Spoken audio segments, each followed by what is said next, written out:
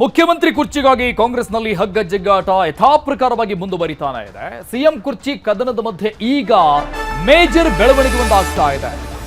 ಈ ಎಲ್ಲ ಹೇಳಿಕೆಗಳ ಮಧ್ಯದಲ್ಲಿ, ಚರ್ಚೆಗಳ ಮಧ್ಯದಲ್ಲಿ ದೆಹಲಿಗೆ ಡಿಸಿಎಂ ಡಿಕೆ ಶಿವಕುಮಾರ್ ಅವರು ಹೋಗ್ತಾ ಇರುವಂತದ್ದು ಬಹಳ ಕುತೂಹಲಕ್ಕೆ ಕಾರಣ ಆಗಿದೆ. ಈ ಒಂದು ಬೆಳವಣಿಗೆ ನಾಳೆ ಬೆಳಗ್ಗೆ ದೆಹಲಿಗೆ ತೆರಳುತ್ತಾ ಇದ್ದಾರೆ ಡಿಸಿಎಂ ಡಿಕೆ ಶಿವಕುಮಾರ್. ಕಳೆದ 3-4 ದಿನಗಳಿಂದ ವಿಶೇಷ ಅಧಿವೇಶನ ಮುಗಿದ ನಂತರದಲ್ಲಿ ರಾಜ್ಯ ರಾಜಕಾರಣದಲ್ಲಿ ಆಗ್ತಾ ಇರುವಂತಹ ಬೆಳವಣಿಗೆಗಳು, ಅದರ ನಂತರದಲ್ಲಿ ಈಗ ದೆಹಲಿಗೆ ಹೋಗ್ತಾ ಇದ್ದಾರೆ. ಮೊದಲು ಕೇಂದ್ರ ಸಚಿವರ ಜೊತೆಗೆ ರಾಜ್ಯದ ಅಭಿವೃದ್ಧಿ ಸಭೆ ಇದೆ. ಅದಾದ್ಮೇಲೆ ಹೈಕಮಾಂಡ್ ನಾಯಕರ ಜೊತೆಗೆ ಡಿಸಿಎಂ ಡಿಕೆ ಶಿವಕುಮಾರ್ ಮೀಟಿಂಗ್ ಅನ್ನು ನಡೆಸಲಿದ್ದಾರೆ. ಬೆಳಗ್ಗೆ 9:50 ವಿಮಾನದಲ್ಲಿ ದೆಹಲಿಗೆ ಹೋಗೋದಕ್ಕೆ ಡಿಕೆ ಶಿವಕುಮಾರ್ ಈಗಾಗಲೇ ರೆಡಿಯಾಗಿದ್ದಾರೆ.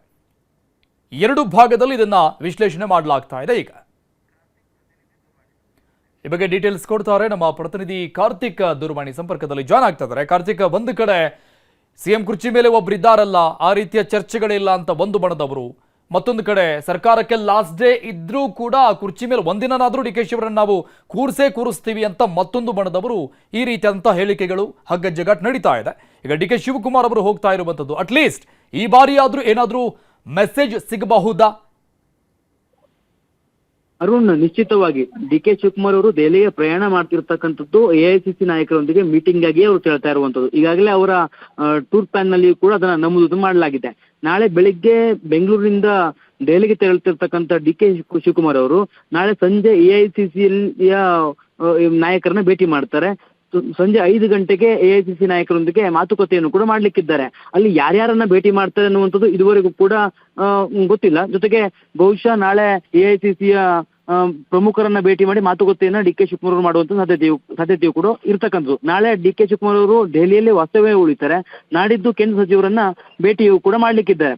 ಇಲ್ಲಿ ನಾಳೆ ಸಿಎಂ ಸಿದ್ದರಾಮಯ್ಯನವರು ಕೂಡ ಬಜೆಟ್ ಮೀಟಿಂಗ್ ಗಳನ್ನ ಮಾಡ್ತಾ ಇದ್ರು. ಆ ಒಂದು ಬಜೆಟ್ ಮೀಟಿಂಗ್ ನಲ್ಲಿ ಪ್ರಮುಖವಾಗಿ ನಗರಾಭಿವೃದ್ಧಿ ಇಲಾಖೆ ಮತ್ತು ಜಲಸಂಪನ್ಮೂಲ ಇಲಾಖೆಯ ಸಭೆಯು ಕೂಡ ನಿಗದಿಯಾಗಿತ್ತು. ನಾಳೆ ಡಿ ಕೆ ಶಿವಕುಮಾರ್ ಅವರ ಖಾತೆಯ ಒಂದು ಸಭೆ, ಬಜೆಟ್ ಪೂರ್ವಭಾವಿ ಸಭೆ ಇದ್ರೂ ಕೂಡ ಅದನ್ನ ಧಿಕ್ಕರಿಸಿ ಡಿ ಕೆ ಶಿವಕುಮಾರ್ ಅವರು ನಾಳೆ ದೆಹಲಿಗೆ ತೆರಳ್ತಾ ಇರ್ತಕ್ಕಂಥದ್ದು ಬಹಳ ಪ್ರಮುಖವಾಗಿ ನಾವು ಇದನ್ನ ಗಮನಿಸಬೇಕಾಗಿದೆ. ಜೊತೆಗೆ ಎಐಸಿಸಿಯ ನಾಯಕರನ್ನ ಭೇಟಿಯಾಗಿಯೇ ತೆರಳ್ತಾ ಇರ್ತಕ್ಕಂಥದ್ದನ್ನ ಅವರು ಟಿಪಿಯಲ್ಲಿ ಕೂಡ ನಮೂದು ಮಾಡ್ಕೊಂಡಿರ್ತಕ್ಕಂಥ ಕಾರಣಕ್ಕಾಗಿ ಬಹಳ ಕ್ಲಿಯರ್ ಆಗಿ ಗೊತ್ತಾಗ್ತಾ ಇದೆ. ಎಐಸಿಸಿ ನಾಯಕರನ್ನ ಡಿ ಕೆ ಶಿವಕುಮಾರ್ ನಾಳೆ ಭೇಟಿ ಮಾಡ್ತಾರೆ. ನಾಯಕತ್ವದ ವಿಚಾರಕ್ಕೆ ಸಂಬಂಧಪಟ್ಟಂತೆ ಸಾಕಷ್ಟು ಮಾತುಕತೆ ಆಗುವಂತ ಸಾಧ್ಯತೆಗಳು ಕೂಡ ಇರ್ತಕ್ಕಂಥದ್ದು. ಈಗಾಗಲೇ ಡಿ ಕೆ ಶಿವಕುಮಾರ್ ಅವರ ಬಣದ ನಾಯಕರು ಹೇಳ್ತಾ ಇರ್ತಕ್ಕಂಥದ್ದು ಅಂದ್ರೆ ಡಿ ಕೆ ಶಿವಕುಮಾರ್ ಅವರು ಸಿಎಂ ಆಗ್ಬೇಕು ಅನ್ನುವಂತ ಒಂದು ವಿಶ್ವಾಸ, ಆಶಾಭಾವನೆಯನ್ನ ಅವರ ಆಪ್ತರು ಹೇಳ್ತಾ ಇದ್ರು. ಜೊತೆಗೆ ಇನ್ನೊಂದು ಕಡೆ ಸಿಎಂ ಸಿದ್ದರಾಮಯ್ಯನವರ ಆಪ್ತರು ಕೂಡ ಹೇಳ್ತಾ ಇದ್ರು. ಸ್ವತಃ ಯತೀಂದ್ರ ಸಿದ್ದರಾಮಯ್ಯನವರ ಪುತ್ರನು ಕೂಡ ಹೇಳ್ತಾ ಇದ್ರು ಸಿಎಂ ಸಿದ್ದರಾಮಯ್ಯನವರು ಪೂರ್ಣಾವಧಿ ಸಿಎಂ ಅನ್ನುವಂಥದ್ದು. ಈ ರೀತಿಯ ಚರ್ಚೆಗಳ ನಡುವೆ ಡಿ ಕೆ ಶಿವಕುಮಾರ್ ಅವರು ದೆಹಲಿಗೆ ತೆರಳ್ತಾ ಇದ್ದಾರೆ. ಒಂದ್ ಕಡೆ ಸಿಎಂ ಸಿದ್ದರಾಮಯ್ಯನವರು ಬಜೆಟ್ ಪೂರ್ವಭಾವಿ ಸಭೆಯನ್ನ ಮಾಡ್ತಾ ಇದ್ದಾರೆ. ಇನ್ನೊಂದು ಕಡೆ ಡಿ ಕೆ ಶಿವಕುಮಾರ್ ಅವರು ದೆಹಲಿಗೆ ತೆರಳಿ ಅಲ್ಲಿ ಎಐಸಿಸಿ ನಾಯಕರನ್ನ ಭೇಟಿ ಮಾಡೋದಕ್ಕೆ ಈಗಾಗಲೇ ಮುಂದಾಗಿರ್ತಕ್ಕಂಥದ್ದು. ನಾಳೆ ಬೆಳಿಗ್ಗೆ ಅವರು ದೆಹಲಿಗೆ ಪ್ರಯಾಣವನ್ನು ಬೆಳೆಸಿ ನಾಳೆ ಸಂಜೆ 5 ಗಂಟೆಗೆ ದೆಹಲಿಯಲ್ಲಿ ಎಐಸಿಸಿ ನಾಯಕರೊಂದಿಗೆ ಮಾತುಕತೆಯನ್ನು ಕೂಡ ಮಾಡ್ಲಿಕ್ಕಿದ್ದಾರೆ. ನಾಳೆ ಸಿಎಂ ಸಿದ್ದರಾಮಯ್ಯನವರ ಬಜೆಟ್ ಮೀಟಿಂಗ್ ಅನ್ನು ಕೂಡ ಧಿಕ್ಕರಿಸಿ ಅದನ್ನ ಸ್ಕಿಪ್ ಮಾಡಿ ಹೋಗ್ತಾ ಇರ್ತಕ್ಕಂಥ ಕಾರಣಕ್ಕಾಗಿ ಎಲ್ಲ ಒಂದ್ ಕಡೆ ಇದು ಕುತೂಹಲವನ್ನ ಇನ್ನಷ್ಟು ಇಮ್ಮಡಿಗೊಳಿಸಿದೆ. ಅರುಣ್, ಓಕೆ ಕಾರ್ತಿಕ್, ಮತ್ತೊಂದು ಕಡೆ ಸಿಎಂ ಆಗಿ ಸಿದ್ದರಾಮಯ್ಯನವರು ಐತಿಹಾಸಿಕ ದಾಖಲೆಯನ್ನ ಮಾಡಿರುವಂತ ವಿಚಾರ, ಮತ್ತೊಂದು ಕಡೆ ಈಗ ಅವರು ಮತ್ತೊಂದು ಬಜೆಟ್ ಮಂಡನೆಗೆ ಎಲ್ಲ ರೀತಿಯ ಸಿದ್ಧತೆಗಳನ್ನು ಮಾಡಿಕೊಳ್ತಾ ಇದ್ದಾರೆ. ಈ ಬಜೆಟ್ ಮಂಡಿಸಿದ್ರೆ ಅದು ಕೂಡ ಮತ್ತೊಂದು ಐತಿಹಾಸಿಕ ಮೈಲಿಗಲ್ಲಾಗತ್ತೆ ಸಿದ್ದರಾಮಯ್ಯನವರ ಹೆಸರಲ್ಲಿ. ಸೊ ಎಲ್ಲ ಮುಗೀತಲ್ಲ, ಇನ್ಮೇಲಾದ್ರೂ ನನ್ನ ಕಡೆ ನೋಡಿ ಅನ್ನುವಂಥ ಸೂಚನೆ ಕೊಡೋಕೆ ಹೋದಂತೆ ಕಾಣಿಸ್ತಾ ಇದೆ ಈ ಒಂದು ದೆಹಲಿ ಭೇಟಿ ಅಲ್ವಾ? ಅರುಣ್, ಈ ರೀತಿಯಾಗಿಯೂ ಕೂಡ ವಿಶ್ಲೇಷಣೆಯನ್ನ ಮಾಡಬಹುದು. ಈಗಾಗಲೇ 17ನೇ ಬಜೆಟ್ಗೆ ಸಿದ್ಧತೆಯನ್ನ ಸಿಎಂ ಸಿದ್ದರಾಮಯ್ಯನವರು ಮಂಡಿಸೋದಕ್ಕೆ ಸಿದ್ಧತೆಯನ್ನ ಮಾಡ್ಕೊಳ್ತಾ ಇದ್ದಾರೆ. ತಾನು 17ನೇ ಬಜೆಟ್ ಅನ್ನ ಮಂಡಿಸೋದಕ್ಕೆ ಸಿದ್ಧತೆಯನ್ನ ಸಿಎಂ ಸಿದ್ದರಾಮಯ್ಯವರು ಮಾಡ್ಕೊಳ್ತಾ ಇದ್ದಾರೆ. ಇನ್ನೊಂದು ಕಡೆ ನಾಯಕತ್ವ ಬದಲಾವಣೆಗೆ ಸಾಕಷ್ಟು ಅಂದ್ರೆ ಎದುರು ನೋಡ್ತಾ ಇರ್ತಕ್ಕಂಥ ಡಿ ಕೆ ಶಿವಕುಮಾರ್ ಅವರು ಸಿಎಂ ಕನಸನ್ನ ಕಾಣ್ತಾ ಇದ್ದಾರೆ. ಈಗಾಗಲೇ ಅವರು ಎಐಸಿಸಿ ಇಂದ ಕರೆ ಬರುತ್ತೆ ಅನ್ನುವಂತ ನಿಟ್ಟಿನಲ್ಲಿ ಸಾಕಷ್ಟು ಅಂದ್ರೆ ಕಾಯ್ತಾ ಇದ್ರು. ಆದ್ರೆ ಎಐಸಿಸಿ ಈಗ ಅವರಿಗೆ ಕರೆ ಮಾಡಿ ಬರೋದಕ್ಕೆ ಹೇಳಿದ್ಯಾ ಅಥವಾ ಡಿ ಕೆ ಶಿವಕುಮಾರ್ ಅವರೇ ಖುದ್ದಾಗಿ ಎಐಸಿಸಿ ನಾಯಕರನ್ನ ಭೇಟಿಯಾಗೋದಕ್ಕೆ ತೆರಳ್ತಾ ಇದ್ದಾರೆ ಅನ್ನುವಂತ ಪ್ರಶ್ನೆ ಸಹಜ ಸಹಜವಾಗಿ ಮೂಡ್ತಾ ಇದೆ. ಜೊತೆಗೆ ಒಟ್ನಲ್ಲಿ ಇಲ್ಲಿ ನಾವು ಗಮನಿಸಬೇಕಾಗಿರುವಂತದ್ದು, ತನ್ನದೇ ಇಲಾಖೆಯ ಬಜೆಟ್ ಪೂರ್ವಭಾವಿ ಸಭೆ ಇದ್ರೂ ಕೂಡ ಅದನ್ನ ಸ್ಕಿಪ್ ಮಾಡಿ ಡಿ ಕೆ ಶಿವಕುಮಾರ್ ಅವರು ದೆಹಲಿಗೆ ತೆರಳ್ತಾ ಇರುವಂತದ್ದು. ಜೊತೆಗೆ ಎಐಸಿಸಿ ನಾಯಕರನ್ನ ಭೇಟಿ ಮಾಡೋದಕ್ಕಾಗಿ ಈ ಒಂದು ಪ್ರವಾಸ ಅನ್ನುವಂಥದ್ದನ್ನ ಅವರು ಟೂರ್ ಪ್ಲಾನ್ ಅಲ್ಲೂ ಕೂಡ ನಮೂದು ಮಾಡಿರ್ತಕ್ಕಂಥದ್ದು ಸಾಕಷ್ಟು ಅಚ್ಚರಿಯನ್ನು ಮೂಡಿಸ್ತದೆ. ಜೊತೆಗೆ ಇಲ್ಲಿ ಪ್ರಮುಖವಾಗಿ ಡಿ ಕೆ ಶಿವಕುಮಾರ್ ಅವರು ಅಂದ್ರೆ ಬಜೆಟ್ ಅಧಿವೇಶನಕ್ಕೂ ಪೂರ್ವದಲ್ಲೇ ನಾಯಕತ್ವವನ್ನ ತಾವು ವಹಿಸ್ಕೊಳ್ಬೇಕು ಅನ್ನೋ ನಿಟ್ಟಿನಲ್ಲಿ ಸಾಕಷ್ಟು ಪ್ರಯತ್ನಗಳನ್ನ ಪಡ್ತಾ ಇದ್ರು. ಆದ್ರೆ ಎಐಸಿಸಿ ಹೈಕಮಾಂಡ್ ನಾಯಕರು ಯಾವುದೇ ರೀತಿಯ ಡಿ ಕೆ ಶಿವಕುಮಾರ್ ಅವ್ರಿಗೆ ಮನ್ನಣೆಯನ್ನ ಕೊಡ್ತಾ ಇರಲಿಲ್ಲ. ಜೊತೆಗೆ ಅವ್ರಿಗೆ ಡಿ ಕೆ ಶಿವಕುಮಾರ್ ಅವರು ಇರ್ಬೋದು, ಹಾಗೆ ಸಿಎಂ ಸಿದ್ದರಾಮಯ್ಯ ಅವರಿಗೆ ಅವರು ಹೈಕಮಾಂಡ್ ಯಾವುದೇ ರೀತಿಯ ಬುಲಾವನ್ನು ಕೂಡ ಕೊಟ್ಟಿರಲಿಲ್ಲ. ಆ ಕಾರಣಕ್ಕಾಗಿ ನಾಯಕತ್ವ ಬದಲಾವಣೆ ಚರ್ಚೆಯು ಕೂಡ ನೆನೆಗುದಿಗೆ ಬಿದ್ದಿತ್ತು. ಅಂದ್ರೆ ಅದರ ಬಗ್ಗೆ ಎಲ್ಲಿಯೂ ಕೂಡ ಅಷ್ಟಾಗಿ ಚರ್ಚೆಗಳು ಕೂಡ ಆಗ್ತಿರಲಿಲ್ಲ. ತೀರಾ ಇತ್ತೀಚೆಗೆ ಒಂದೆರಡು ದಿನಗಳ ಹಿಂದೆ ಮತ್ತೆ ಎರಡೂ ಬಣದ ನಾಯಕರು ಮಾತನಾಡೋದಕ್ಕೆ ಶುರು ಮಾಡಿದ್ರು. ಡಿ ಕೆ ಶಿವಕುಮಾರ್ ಅವರ ಆಪ್ತರು ಡಿ ಕೆ ಶಿವಕುಮಾರ್ ಅವರು ಸಿಎಂ ಆಗ್ಲೇಬೇಕು ಅನ್ನೋ ರೀತಿಯಲ್ಲಿ ಮಾತುಕತೆಯನ್ನ ಮಾತಾಡೋದಕ್ಕೆ ಆರಂಭಿಸಿದ್ರು. ಜೊತೆಗೆ ಹೈಕಮಾಂಡ್ ಕ್ಲಿಯರ್ ಆಗಿರುವಂತ ಒಂದು ಮೆಸೇಜ್ ಅನ್ನು ಕೊಡಬೇಕು ಅನ್ನೋ ನಿಟ್ಟಿನಲ್ಲಿ ಬಸವರಾಜ್ ಶಿವಗಂಗಾ ಅವರು ಕೂಡ ಹೇಳಿಕೆಯನ್ನು ಕೊಟ್ಟಿದ್ರು.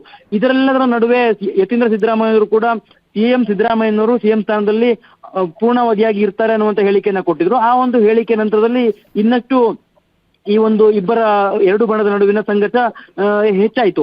ಇಂಥ ಒಂದು ಸಂದರ್ಭದಲ್ಲಿ ಈಗ ಡಿ ಕೆ ಶಿವಕುಮಾರ್ ಅವರು ದೆಹಲಿಗೆ ತೆರಳ್ತಾ ಇರ್ತಕ್ಕಂಥದ್ದು, ಅದರಲ್ಲೂ ನಾಳೆ ಇರುವಂತ ಬಜೆಟ್ ಪೂರ್ವಭಾವಿ ಸಭೆಯನ್ನು ಕೂಡ ಧಿಕ್ಕರಿಸಿ ತೆರಳ್ತಾ ಇರ್ತಕ್ಕಂಥ ಕಾರಣಕ್ಕಾಗಿ ಸಹಜವಾಗಿ ಕುತೂಹಲ ಮೂಡಿಸ್ತಾರೆ. ಜೊತೆಗೆ ಎಐಸಿಸಿ ನಾಯಕರನ್ನೇ ಅವರು ಭೇಟಿಯನ್ನು ಕೂಡ ಮಾಡ್ಲಿಕ್ಕಿದ್ದಾರೆ. ಆ ಒಂದು ಭೇಟಿಯ ವೇಳೆ ಏನೆಲ್ಲ ಚರ್ಚೆಗಳಾಗುತ್ತೆ, ಜೊತೆಗೆ ಡಿ ಕೆ ಶಿವಕುಮಾರ್ ಅವರು ಬಹುಶಃ ತನಗೊಂದು ಅವಕಾಶವನ್ನು ಮಾಡಿಕೊಡಿ ಅನ್ನುವಂತ ಅಹವಾಲನ್ನ ಎಐಸಿಸಿ ಅವರ ಮುಂದೆ ಇಡುವಂತ ಸಾಧ್ಯತೆ ದಟ್ಟವಾಗಿದೆ. ಜೊತೆಗೆ ಅವರು ತಾನು ಹಿಂದೆ ಕೇಳಿದಂತೆ ನನ್ನ ಕೆಲಸಕ್ಕೆ ಕೂಲಿಯನ್ನ ಕೊಡಿ ಅನ್ನುವಂತ ರೀತಿಯಲ್ಲಿಯೂ ಕೂಡ ಎಐಸಿಸಿ ನಾಯಕರೊಂದಿಗೆ ಕೇಳಬಹುದು. ಆದ್ರೆ ಅದಾದ ನಂತರದಲ್ಲಿ ಎಐಸಿಸಿ ನಾಯಕರ ನಿರ್ಣಯ ಏನಾಗಿರುತ್ತೆ, ಸಿಎಂ ಸಿದ್ದರಾಮಯ್ಯವ್ರಿಗೆ ಏನಾದ್ರು ಬುಲಾವ್ ಕೊಡ್ತಾರ ಅನ್ನುವಂಥದ್ದು ಈಗಿರ್ತಕ್ಕಂಥ ಪ್ರಶ್ನೆ. ಅರುಣ್ ಉಗಾರ್.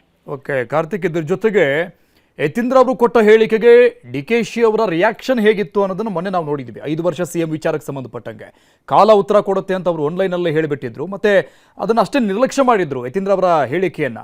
ಬಟ್ ಇಷ್ಟಕ್ಕೆ ಬಿಟ್ಟರೆ ಆಗೋದಿಲ್ಲ, ಯಾಕಂದರೆ ತಣ್ಣಗಾಗಿದ್ದಂಥ ಕುರ್ಚಿ ಕದನ ಮತ್ತೆ ಜ್ವಾಲಾಮುಖಿ ಅಂತ ರೀತಿಯಲ್ಲಿ ಶುರುವಾಗೋದಕ್ಕೆ ಕಾರಣ ಆಗಿದ್ದು ಯತೀಂದ್ರ ಅವರ ಹೇಳಿಕೆ. ಸೊ ಹಾಗಾಗಿ ಹೈಕಮಾಂಡ್ನಿಂದಾನೇ ಯತೀಂದ್ರ ಅವರ ಬಾಯಿಗೆ ಬಿಗ ಹಾಕಿಸೋ ಕೆಲಸಕ್ಕೆ ಮುಂದಾಗಬಹುದು ಅಂತ ಕಾಣಿಸುತ್ತೆ ಮೇ ಬಿ. ಅರುಣ್, ಸದ್ಯದ ಒಂದು ಡಿ ಕೆ ಶಿವಕುಮಾರ್ ಅವರ ಸಿಚುವೇಶನ್ ಹೇಗಿದೆ ಅಂತಂದ್ರೆ, ಯಾರೇ ಏನೇ ಮಾತಾಡ್ಕೊಳ್ಳಿ ತಾನು ನಾಯಕತ್ವವನ್ನ ವಹಿಸ್ಕೊಳ್ಬೇಕು ಅನ್ನುವಂತಂದ್ರೆ ಡಿ ಕೆ ಶಿವಕುಮಾರ್ ಅವರು ಚಿಂತನೆಯನ್ನ ಮಾಡದಂತೆ ಕಾಣಿಸ್ತದೆ. ಅದೇ ಒಂದು ಕಾರಣಕ್ಕಾಗಿ ಸಿಎಂ ಆಪ್ತರು ಯಾವುದೇ ರೀತಿ ಹೇಳಿಕೆಯನ್ನು ಕೊಟ್ಟರು ಕೂಡ ಅದಕ್ಕೆ ಅವರು ಹೆಚ್ಚಾಗಿ ಮನ್ನಣೆಯನ್ನು ಕೂಡ ಕೊಡ್ತಾ ಇರಲಿಲ್ಲ. ಜೊತೆಗೆ ತನ್ನ ಗುರಿ ಏನಿದೆ ನಾಯಕತ್ವವನ್ನು ವಹಿಸ್ಕೊಳ್ಳೋದು, ಅದರ ಬಗ್ಗೆ ಮಾತ್ರ ಅವರು ಹೆಚ್ಚಿನ ಒಂದು ಒತ್ತನ್ನ ಕೊಡ್ತಾ ಇದ್ರು. ಅದರ ಭಾಗವಾಗಿ ಈಗ ಅವರು ದೆಹಲಿಗೆ ತೆರಳುವಂತ ಒಂದು ಸಾಧ್ಯತೆಗಳು ಕೂಡ ಇರ್ತಕ್ಕಂಥದ್ದು. ಅಂದ್ರೆ ಪ್ರಮುಖವಾಗಿ ಡಿ ಕೆ ಶಿವಕುಮಾರ್ ಅವ್ರದ್ದು ಏನಿತ್ತು ಅಂತಂದ್ರೆ 2.5 ವರ್ಷದ ನಂತರವೇ ನಾನು ಅಧಿಕಾರವನ್ನು ವಹಿಸ್ಕೊಳ್ಬೇಕು ಅನ್ನುವಂಥದ್ದು. ಆದ್ರೆ ಅದು ಸಾಧ್ಯ ಆಗಿರ್ಲಿಲ್ಲ.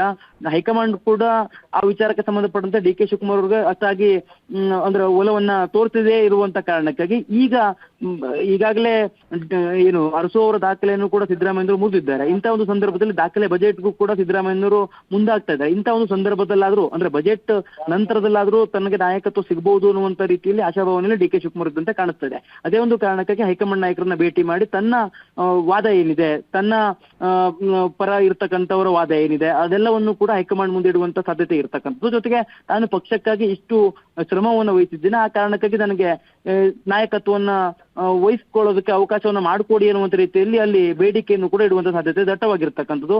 ಒಂದೊಂದು ಸತ್ಯ ಅರುಣ್, ಈಗಾಗಲೇ ನಾಯಕತ್ವ ವಿಚಾರಕ್ಕೆ ಸಂಬಂಧಪಟ್ಟಂತೆ ಸಾಕಷ್ಟು ಜಟಾಪಟಿಗಳು ಕೂಡ ನಡೆದು ಹೋಗಿದ್ದೀವಿ. ಈಗ ಹೈಕಮಾಂಡ್ ಯಾವ ರೀತಿಯ ನಿಲುವನ್ನು ತೆಗೆದುಕೊಳ್ಳುತ್ತೆ, ಹೈಕಮಾಂಡ್ ಏನಾದರೂ ಡಿ ಕೆ ಶಿವಕುಮಾರ್ ಅವರು ದೆಹಲಿಯಲ್ಲಿ ಇದ್ದಂತ ಸಂದರ್ಭದಲ್ಲಿ ಸಿಎಂ ಸಿದ್ದರಾಮಯ್ಯ ಅವ್ರಿಗೆ ಏನಾದರೂ ಬುಲಾವ್ ಕೊಡುತ್ತಾ ಅನ್ನುವಂತ ಪ್ರಶ್ನೆ ಸಹಜವಾಗಿ ಮೂಡ್ತಾ ಇದೆ. ಒಟ್ಟಾರೆಯಾಗಿ ಹೈಕಮಾಂಡ್ ಯಾವ ತೀರ್ಮಾನವನ್ನು ತೆಗೆದುಕೊಳ್ಳುತ್ತೆ ಅನ್ನುವಂಥದ್ದು ಕಾದು ನೋಡಬೇಕಾಗಿದೆ ಅರುಣ್. Thank you Karthik ಡೀಟೇಲ್ಸ್ಗೆ.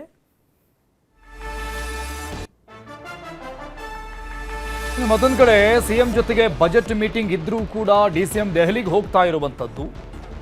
ಈ ಮಧ್ಯದಲ್ಲಿ ಸಿಎಂ ಜೊತೆಗೆ ಡಿಸಿಎಂ ಇಲಾಖೆಯ ಬಜೆಟ್ ಮೀಟಿಂಗ್ ಇದೆ. ಪ್ರತಿದಿನವೂ ಕೂಡ ಒಂದೊಂದು ಇಲಾಖೆಯ ಮೀಟಿಂಗ್ ಅನ್ನು ನಡೆಸಲಾಗುತ್ತೆ. ನಾಳೆ ಸಂಜೆ 4 ಗಂಟೆಗೆ ನಿಗದಿಯಾಗಿದ್ದಂತಹ ಜಲಸಂಪನ್ಮೂಲ ಇಲಾಖೆಯ ಸಭೆ, ಜಲಸಂಪನ್ಮೂಲ ಇಲಾಖೆಯನ್ನ ಡಿ ಕೆ ಶಿವಕುಮಾರ್ ಅವರು ನೋಡ್ಕೊಳ್ತಾ ಇದ್ದಾರೆ.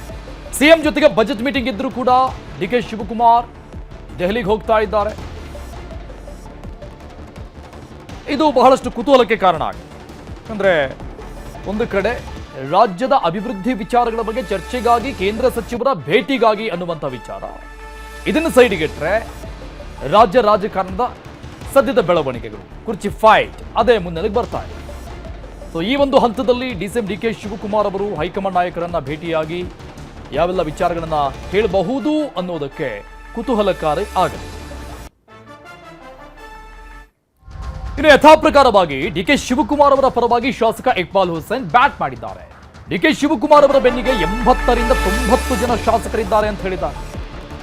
ಅವರಿಗೆ ಶಾಸಕರ ಬೆಂಬಲ ಸಂಖ್ಯಾಬಲ ಕಡಿಮೆ ಇದೆ ಅನ್ನುವಂಥ ಮಾತುಗಳೇನಿತ್ತು ಅದಕ್ಕೆ ಟಕ್ಕರ್ ಕೊಟ್ಟಿದ್ದಾರೆ ಇಕ್ಬಾಲ್ ಹುಸೇನ್. 80ರಿಂದ 90 ಜನ ಶಾಸಕರು ಡಿಕೆಶಿ ಜೊತೆಗಿದ್ದಾರೆ. ಡಿ ಕೆ ಶಿವಕುಮಾರ್ ಸಿಎಂ ಆಗಲು ಅವಕಾಶ ಮಾಡಿಕೊಡ್ಬೇಕು ಅಂತ ಒತ್ತಡ ಹಾಕಿದ್ದಾರೆ ಇಕ್ಬಾಲ್ ಹುಸೇನ್. ಸಿಎಂ ಸಾಮಾಜಿಕ ನ್ಯಾಯದಂತೆ ನಡೆದುಕೊಳ್ಬೇಕು, ಸುಮ್ಮನೆ ಯತೀಂದ್ರ ಪ್ರವೋಕ್ ಮಾಡೋದು ಬೇಡ, ಇಲ್ಲ ಸಲ್ಲದ ಹೇಳಿಕೆಗಳನ್ನ ಕೊಡೋದು ಬೇಡ. ಈ ಅವಧಿಯಲ್ಲೇ ಡಿ ಕೆ ಶಿವಕುಮಾರ್ ಸಿಎಂ ಆಗಬೇಕು ಅಂತ ತಮ್ಮ ಆಸೆಯನ್ನ ಇಂಗಿತವನ್ನ ವ್ಯಕ್ತಪಡಿಸಿದ್ದಾರೆ. ರಾಮನಗರ ಶಾಸಕ ಇಕ್ಬಾಲ್ ಹುಸೇನ್ ಅವರ ಆಗ್ರಹ ಇದು. ಇದೇ ಮೊದಲೇನಲ್ಲ, ಬಹಳಷ್ಟು ದಿನಗಳಿಂದಲೂ ಕೂಡ ಈ ಕುರ್ಚಿ ಫೈಟ್ ಬಂದಾಗಲೆಲ್ಲೂ ಕೂಡ ಇಕ್ಬಾಲ್ ಹುಸೇನ್ ಈ ರೀತಿಯಾದಂಥ ಹೇಳಿಕೆಗಳನ್ನ ಕೊಡ್ತಾನೆ ಬಂದಿದ್ದಾರೆ. ಬೇಕು ತಂದೆ ಪರವಾಗಿ ಈ ರೀತಿ ಪದೇ ಪದೇ ಈ ರೀತಿ ಎಲ್ಲ ಮಾತಾಡುವಂಥದ್ದು ಹೈಕಮಾಂಡ್ಗೆ ಒಂಥರ ಅಸಹ್ಯವಾಗಿ ನಡ್ಕೊಳ್ಳುವಂಥದ್ದು ನಮ್ಗೆ ಯಾರಿಗೂ ಇಷ್ಟ ಇಲ್ಲ. ಇಂಥ ಹೇಳಿಕೆ ಕೊಟ್ಟು ಸುಮ್ಮನೆ ಬೇರೆಯವ್ರಿಗೆಲ್ಲರಿಗೂ ಪ್ರವೋಕ್ ಮಾಡುವಂಥದ್ದು ನಾವು ಹೈಕಮಾಂಡಿಗೆ ಬಿಟ್ಟಿದ್ದೀವಿ. ನಾವು ಎಲ್ಲ ರೀತಿಯಲ್ಲೂ ಹೈಕಮಾಂಡ್ಗೆ ನಾವು ಮನವಿಯನ್ನು ಮಾಡ್ತಾ ಇದ್ದೀವಿ. ನಾನು ಸುಮಾರು 80ರಿಂದ 90 ಜನ ಶಾಸಕರು ಈಗಾಗಲೇ ನಾವೆಲ್ಲರೂ ಕೂಡ ಒಂದು ಅವಕಾಶ ಶಿವಕುಮಾರ್ ಸಾಹೇಬರಿಗೆ ಒಂದು ಅವಕಾಶ ಕೊಡಬೇಕು. ಕೆಲವರು ಮೌನ ಆಗಿದ್ದಾರೆ, ಕೆಲವರು ಒಳಗೆ ಮಾತಾಡ್ತಾರೆ. ನಾನು ಕ್ಲಿಯರ್ ಕಟ್ಟಾಗಿ ಹೇಳ್ತಾ ಇದ್ದೀನಿ, ನಾನು ಮುಕ್ತವಾಗಿ ಹೇಳ್ತಾ ಇದ್ದೀನಿ. ನಾನು ನಮ್ಮ ನಾಯಕರಿಗೆ ಡಿ ಕೆ ಶಿವಕುಮಾರ್ ಅವರಿಗೆ ಒಂದು ಅವಕಾಶ ಬೇಕು. ಇದೇ ಅವಧಿಯಲ್ಲಿ ಅವರಿಗೆ ಮುಖ್ಯಮಂತ್ರಿಯಾಗಿ ನಾವೆಲ್ಲರೂ ಕೂಡ ನೋಡ್ಬೇಕಂತೇಳಿ ನಾನಂತೂ ಸ್ಪಷ್ಟವಾಗಿ ದೃಢವಾಗಿ ನಾನು ಮನಸ್ಸು ಬಿಚ್ಚಿ ನಾನು ಹೇಳೋಕೆ ನಾನು ಅವತ್ತಿಂದ ಹೇಳ್ತಾ ಇದ್ದೀನಿ, ಇವತ್ತು ಹೇಳ್ತಾ ಇದ್ದೀನಿ. ಇನ್ನು ಡಿ ಕೆ ಶಿವಕುಮಾರ್ಗೆ 80 ಜನ ಶಾಸಕರ ಬೆಂಬಲ ಇದೆ ಅನ್ನುವಂಥ ಹೇಳಿಕೆಯನ್ನ ಇಕ್ಬಾಲ್ ಹುಸೇನ್ ಕೊಟ್ಟಿದ್ದಾರೆ. ನಂಬರ್ ಲೆಕ್ಕಕ್ಕಿಲ್ಲ ಅಂತ ಸತೀಶ್ ಜಾರಕಿಹೊಳಿ ಈ ಹೇಳಿಕೆಗೆ ಟಕ್ಕರು ಕೊಟ್ಟಿದ್ದಾರೆ. ಸಿಎಂ ಸಿದ್ದರಾಮಯ್ಯನವರ ಆಪ್ತ ನಾಯಕ ಸತೀಶ್ ಜಾರಕಿಹೊಳಿ ಅವರು ಅದಕ್ಕೆ ಟಕ್ಕರು ಕೊಟ್ಟಿದ್ದಾರೆ. ನಂಬರ್ ಲೆಕ್ಕಕ್ಕಿಲ್ಲ ಅಂತ ಹೇಳಿದ್ದಾರೆ. ಸಮರ್ಥರಿಗೆ ಅವಕಾಶ ಅಂತ ಹೇಳಿದ್ದಾರೆ ಲೋಕೋಪಯೋಗಿ ಸಚಿವ ಸತೀಶ್ ಜಾರಕಿಹೊಳಿ ಅವರು. ಯಾರು ಸಮರ್ಥರಿರ್ತಾರೆ ಅವರಿಗೆ ಅವಕಾಶ ಸಿಗುತ್ತೆ ಅಂತ ಹೇಳಿದ್ದಾರೆ.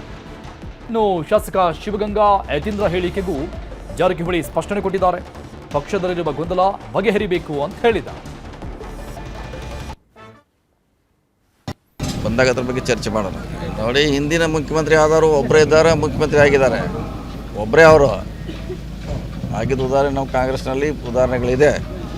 ಇಲ್ಲಿ 81 ಪ್ರಶ್ನೆ ಇಲ್ಲ. ಯಾರು ಸಮರ್ಥಿರ್ತಾರೆ, ಯಾರು ಮುಂದೊಯ್ತಾರೆ ಪಾರ್ಟಿ ಅಂತರನ್ನ ಆಯ್ಕೆ ಮಾಡ್ತಾರೆ.